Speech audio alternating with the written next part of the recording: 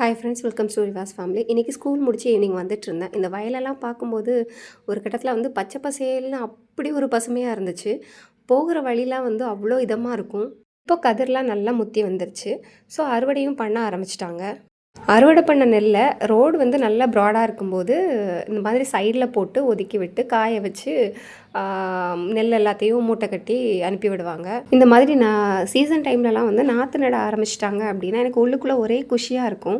இந்த மாதிரி பார்த்துட்டே போகும்போது போகிற தூரமே தெரியாது, மனசுக்கு ரிலாக்ஸ்டாக இருக்கும். மார்னிங்கும் சரி ஈவினிங்கும் சரி வயலில் ஆளுங்க இருந்துகிட்டே இருப்பாங்க, வேலை நடந்துக்கிட்டே இருக்கும்.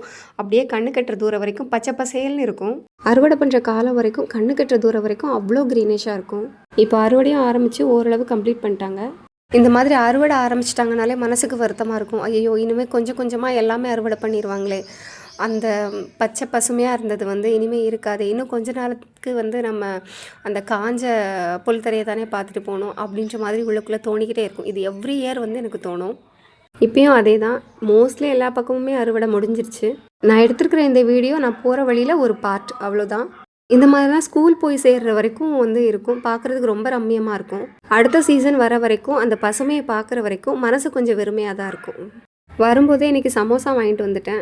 அதோட வந்து கரும்பு ஜூஸு, அப்புறம் வாட்டர்மெலன் வந்து வீட்டில் இருந்துச்சு. ஸோ அதை கட் பண்ணி வச்சுக்கிட்டேன், ரோஸ் மில்க் போட்டு வச்சுக்கிட்டேன்.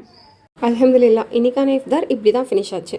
இன்னும் 10 நாள் தான் இருக்குது. நிறையா ஸ்பெண்ட் பண்ணிக்காமல் கொஞ்சம் கடையிலேயே வாங்கிக்கலாம், ரொம்பையும் டயர்டாக வேண்டான்ற மாதிரி டிசைட் பண்ணியிருக்கேன். வீட்டில் எதுவும் பெருசாக பண்ணிக்க வேண்டாம் அப்படின்னு. வீட்டில் ஏதாவது பண்ணுறப்போ ப்ரேயர் பண்ணுற டைம் வந்து கம்மியாகுது. அதனால் லைஃப்பில் ஃபர்ஸ்ட் டைம் என் ஹஸ்பண்ட் வந்து எனக்கு டீ போட்டு கொடுக்குறாங்க. எனக்கு டீ போட்டு தாங்கன்னு கேட்குறதுக்கு நான் 1/2 hour பேசியிருக்கேன் அவங்கக்கிட்ட. ஒரு வழியாக டீயை போட்டு கொடுத்துட்டு 1000 தடவை நல்லா இருக்கான்னு கேட்டுட்டாங்க. நிஜமாக டீ ரொம்ப நல்லா இருந்தது. மீதியை அடுத்த ஷார்ட்ஸில் சொல்கிறேன்.